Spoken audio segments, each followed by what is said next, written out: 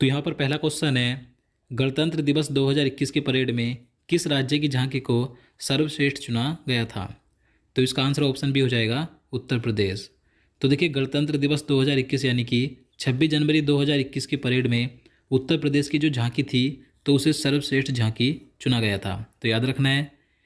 इसके बाद question number 2 है, एनडीजेसी किस प्रमुख प्रौद्योगिकी कंपनी के नए सीईओ बने हैं? तो देखिए, यहाँ पर एनडीजेसी का नाम महत्वपूर्ण है क्योंकि एनडीजेसी 5 जुलाई 2021 को अमेजन कंपनी के नए सीईओ बने थे। तो इसका आंसर ऑप्शन सी हो जाएगा, एनडीजेसी अमेजन के नए सीईओ बने हैं। इन्होंने किसका स्थान लिया? तो अमेजन के जो मालिक हैं जेफ बेजोस का स्थान इन्होंने लिया है। देखिए, बात करें अमेजन कंपनी की स्थापना कब हुई थी, तो 5 जुलाई 1994 को हुई थी, तो याद रखना है। पुरुषों के टेस्ट मैच में अंपायरिंग करने वाली पहली महिला क्लेयर पोलोसाक किस देश से हैं? तो इसका आंसर ऑप्शन भी हो जाएगा ऑस्ट्रेलिया से। तो देखिए, पुरुषों के टेस्ट मैच में अंपायरिंग करने वाली पहली महिला अंपायर का क्या नाम है? तो क्लेयर पोलोसाक हैं, जो कि ऑस्ट्रेलिया की हैं। देखिए, इससे पहले क्लेयर पोलोसाक पुरुष वनडे इंटरनेशनल मैच में अंपायरिंग करने वाली पहली महिला अंपायर बनने की उपलब्धि भी हासिल कर चुकी हैं। तो याद रखना है, टेस्ट मैच और पुरुष वनडे इंटरनेशनल मैच में अंपायरिंग करने वाली पहली महिला अंपायर कौन है? तो क्लेयर पोलोसाक हैं, जो कि ऑस्ट्रेलिया की हैं। पूर्वोत्तर भारत का पहला खेलो इंडिया स्पोर्ट्स स्कूल किस शहर में स्थित है? तो इसका आंसर ऑप्शन हो जाएगा शिलोंग में। तो देखिए, असम के शिलोंग में असम राइफल्स पब्लिक स्कूल का एक खेलो इंडिया स्पोर्ट्स स्कूल के रूप में शुभारंभ किया गया है।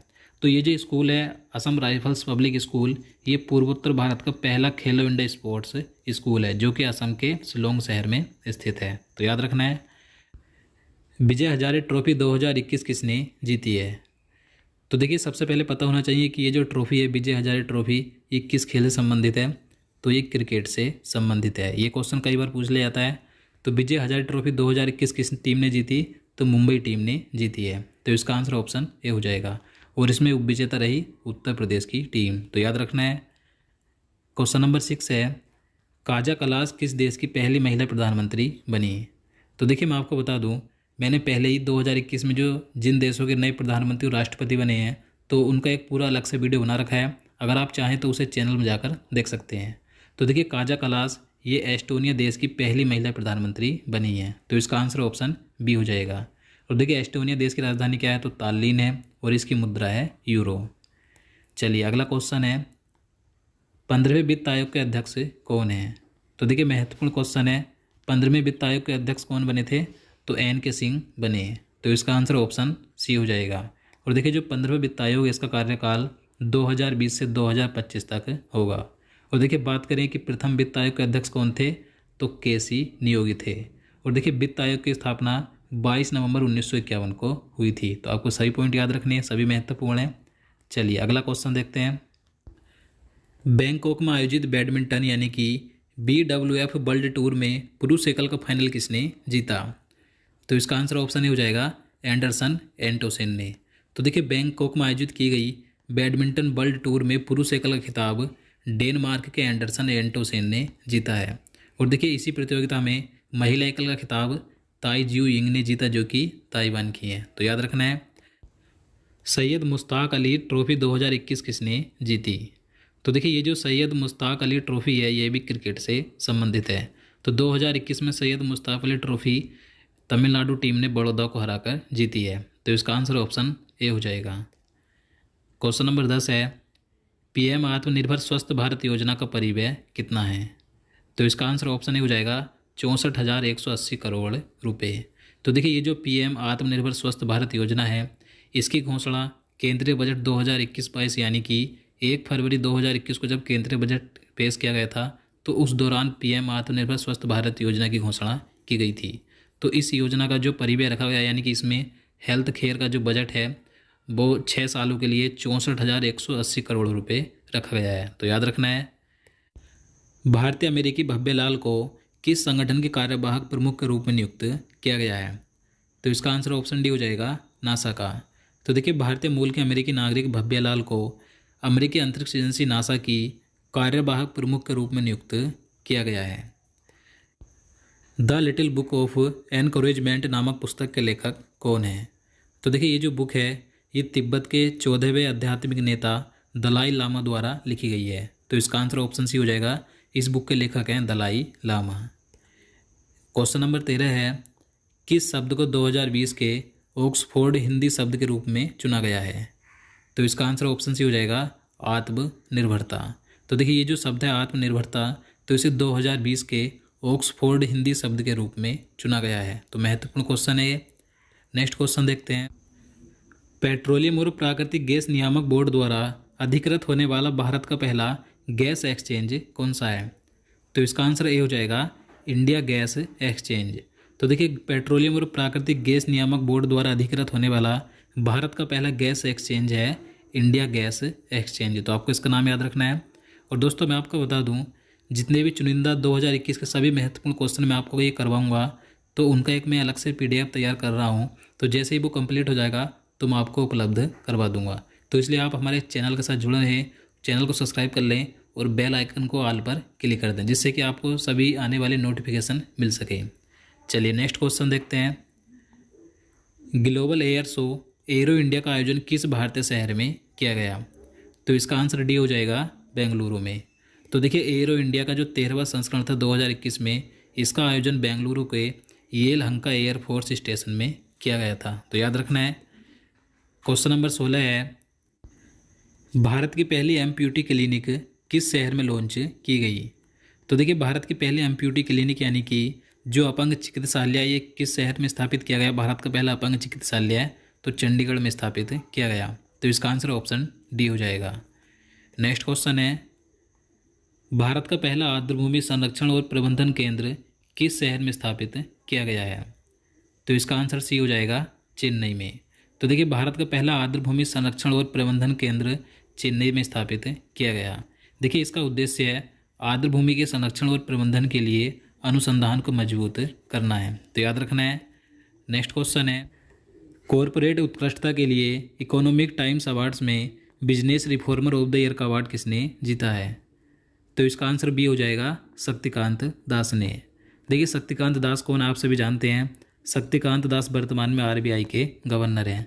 तो शक्तिकांत दास ने इकोनॉमिक्स टाइम्स अवार्ड्स 2021 में business reformer of the year का अवार्ड जीता है। और देखिए इन्हीं अवार्ड्स में आदित्य पुरी ने लाइफ टाइम अचीवमेंट अवार्ड जीता और इंटरप्रेन्योर ऑफ द ईयर का पुरस्कार जीता आधार पूना बाला ने। तो याद रखना है। क्वेश्चन नंबर 19 है, युद्ध अभ्यास भारत और किस देश के बीच एक संयुक्त सैन्य अभ्यास है? तो देखिए ये जो एक सैन्य अभ्यास है, युद्ध अभ्यास, ये भारत और किस देश के बीच होता है? तो ये भारत और अमेरिका के बीच होता है। तो इसका आंसर ऑप्शन सी हो जाएगा। देखिए भारत और अमेरिका के बीच संयुक्त सैन्य अभ्यास युद्ध अभ्यास का 16वां संस्करण 8 से 21 फरवरी के बीच राजस्थान के बीकानेर जिले में आयोजित किया गया था। तो याद रखना है कहाँ पर हुआ था इसका आयोजन? राजस्थान के बीकानेर जिले में हुआ था। नेक्स्ट क्वेश्चन है, क्वेश्चन नंबर 20 है, 1600 टन लिथियम का भंडार किस भारतीय राज्य में पाया गया है? तो इसका आंसर सी हो जाएगा कर्नाटक राज्य में। तो देखिए कर्नाटक के मंड्या जिले में करीब 1 साल की खोजबीन और शोध के बाद यहाँ पर 1600 टन लिथियम अयस्क मौजूद पाया गया। और देखिए आपसे भी जानते हैं, कई बार क्वेश्चन पूछा जाता है कि जो मोबाइल बैटरी होती है और जो लैपटॉप की बैटरी होती है तो ये किसकी बनी होती हैं? तो ये लिथियम अयस्क की ही बनी होती हैं। तो याद रखना है। चलिए नेक्स्ट क्वेश्चन है, UK ऑनर्स सूची में किस खिलाड़ी को नाइटहुड से सम्मानित किया गया है? तो इसका आंसर बी हो जाएगा लुइस हैमिल्टन को। तो देखिए जो ब्रिटेन के रेसिंग ड्राइवर लुइस हैमिल्टन है, तो इन्हें यूनाइटेड किंगडम के पारंपरिक नए साल के सम्मान सूची में नाइटहुड से सम्मानित किया गया है। और देखिए लुइस हैमिल्टन यह सम्मान पाने वाले 6ठे फार्मूला 1 ड्राइवर बने हैं। तो देखिए अब लुइस हैमिल्टन के आगे क्या लगेगा? तो सर लगेगा, यानी सर लुइस हैमिल्टन, इन्हें नाइटहुड से सम्मानित किया गया। नेक्स्ट क्वेश्चन है, किस देश ने मलाला यूसुफजई छात्रवृत्ति विधेयक पारित किया है? तो देखिए ये जो मलाला यूसुफजई छात्रवृत्ति विधेयक है, ये किस देश ने पारित किया है? तो संयुक्त राज्य अमेरिका ने पारित किया है। तो इसका आंसर ऑप्शन डी हो जाएगा। देखिए इस बिल के तहत पाकिस्तान में उच्चतर शिक्षा छात्रवृत्ति कार्यक्रम के तहत पाकिस्तानी महिलाओं को 50% छात्रवृत्ति दी जाएगी। यह छात्रवृत्ति 2020 से 2022 तक प्रदान की जाएगी। तो याद रखना है। अगला क्वेश्चन है, प्रवासी भारतीय दिवस के 16वें संस्करण का विषय क्या था? तो इसका आंसर बी हो जाएगा आत्मनिर्भर भारत में योगदान। तो देखिए प्रवासी भारतीय दिवस 9 जनवरी को मनाया जाता है। तो 2021 में जो इसका 16वां संस्करण था, यानी कि प्रवासी भारतीय दिवस जो सम्मेलन था इसका 16वां संस्करण था, तो इसमें इसका विषय था आत्मनिर्भर भारत में योगदान। देखिए इसका आयोजन यानी कि 16वें प्रवासी भारतीय दिवस सम्मेलन का आयोजन नई दिल्ली में वर्चुअल तरीके से किया गया था। तो याद रखना है। नीति आयोग ने पुनर्निर्मित महिला उद्यमिता मंच लॉन्च करने के लिए किस ई कॉमर्स प्रमुख के साथ भागीदारी की है? तो देखिए नीति आयोग ने पुनर्निर्मित महिला उद्यमिता मंच लॉन्च करने के लिए फ्लिपकार्ट के साथ भागीदारी की है। तो इसका आंसर ऑप्शन बी हो जाएगा। देखिए बात करें यहाँ पर नीति आयोग की, तो नीति आयोग का गठन कब हुआ था, कई बार पूछा जाता है। 1 जनवरी 2015 को हुआ था। योजना आयोग के स्थान पर नीति आयोग को लाया गया था। देखिए नीति आयोग के अध्यक्ष कौन होते हैं, तो प्रधानमंत्री होते हैं। तो इस समय नीति आयोग के अध्यक्ष नरेंद्र मोदी। देखिए बात करें वर्तमान में नीति आयोग के सीईओ कौन है, तो अमिताभ कांत हैं। तो याद रखना है। इसके बाद बात करें फ्लिपकार्ट की, तो फ्लिपकार्ट की स्थापना 2007 में सचिन बंसल और बिनी बंसल द्वारा की गई थी। फ्लिपकार्ट के वर्तमान में सीईओ हैं कल्याण कृष्ण मूर्ति। तो याद रखना है। क्वेश्चन नंबर 25 है, किस भारतीय आईटी प्रमुख ने हाल ही में गूगल क्लाउड पार्टनर का दर्जा प्राप्त किया है? तो ये किया है इन्फोसिस ने। तो इसका आंसर सी हो जाएगा। देखिए भारतीय प्रौद्योगिकी प्रमुख इन्फोसिस को डेटा और एनालिटिक स्पेस में विशेषता के साथ गूगल के साथ क्लाउड पार्टनर के रूप में मान्यता दी गई है। इन्फोसिस लिमिटेड एक बहुराष्ट्रीय सूचना प्रौद्योगिकी सेवा कंपनी है जिसका मुख्यालय बेंगलुरु में स्थित है। और देखिए इन्फोसिस की स्थापना 2 जुलाई 1981 को हुई थी। याद रखना है। नेक्स्ट क्वेश्चन है, केंद्र सरकार ने किसे राष्ट्रीय स्वास्थ्य प्राधिकरण यानी कि एनएचए के नए मुख्य कार्यकारी अधिकारी यानी कि सीईओ के रूप में नियुक्त किया है? तो देखिए राष्ट्रीय स्वास्थ्य प्राधिकरण के नए सीईओ कौन बने हैं, तो ये बने हैं RS शर्मा। तो इसका आंसर ऑप्शन डी हो जाएगा। अगला क्वेश्चन है, इंडियन जस्टिस रिपोर्ट के अनुसार किस राज्य ने अपने पुलिस बल में सबसे अधिक महिलाओं को नियुक्त किया है? तो इसका आंसर बी हो जाएगा, बिहार राज्य ने। तो देखिए इंडियन जस्टिस रिपोर्ट के अनुसार बिहार राज्य सरकार ने अपने पुलिस बल में सबसे अधिक महिलाओं को नियुक्त किया है। बिहार राज्य ने अपने पुलिस बल में 25.3% महिलाओं को रोजगार दिया है। तो याद रखना है। अगला क्वेश्चन है, 2021 में भारत द्वारा आयोजित किए जाने वाले हिंद महासागर क्षेत्र यानी कि IOR रक्षा मंत्रियों के सम्मेलन का आयोजन कहाँ हुआ था? तो इसका आंसर भी बी हो जाएगा, बेंगलुरु में। तो देखिए 2021 में भारत द्वारा आयोजित किए गए हिंद महासागर क्षेत्र के रक्षा मंत्रियों के सम्मेलन का आयोजन कर्नाटक के बेंगलुरु में किया गया था। और देखिए इस कॉन्क्लेव की थीम क्या थी? हिंद महासागर में बढ़ी हुई शांति, सुरक्षा और सहयोग। अगला क्वेश्चन है, किस भारतीय गणितज्ञ को 2021 माइकल और शीला हेल्ड पुरस्कार का विजेता नामित किया गया? तो इसका आंसर ए हो जाएगा, निखिल श्रीवास्तव को। तो देखिए अमेरिका में भारतीय गणितज्ञ निखिल श्रीवास्तव को 2021 माइकल और शीला हेल्ड पुरस्कार विजेता नामित किया गया है। तो इनका नाम याद रखना है। अगला क्वेश्चन है, बायो एशिया शिखर सम्मेलन किस भारतीय राज्य द्वारा आयोजित एक प्रमुख शिखर सम्मेलन है? तो इसका आंसर ऑप्शन सी हो जाएगा, तेलंगाना राज्य में। तो देखिए ये जो बायो एशिया शिखर सम्मेलन है इसका आयोजन तेलंगाना राज्य में किया गया था। देखिए यह एक वैश्विक शिखर सम्मेलन है जो जीवन विज्ञान पर विशेष ध्यान देने के साथ विभिन्न क्षेत्रों में वैज्ञानिक और व्यवसायियों को एकजुट करता है।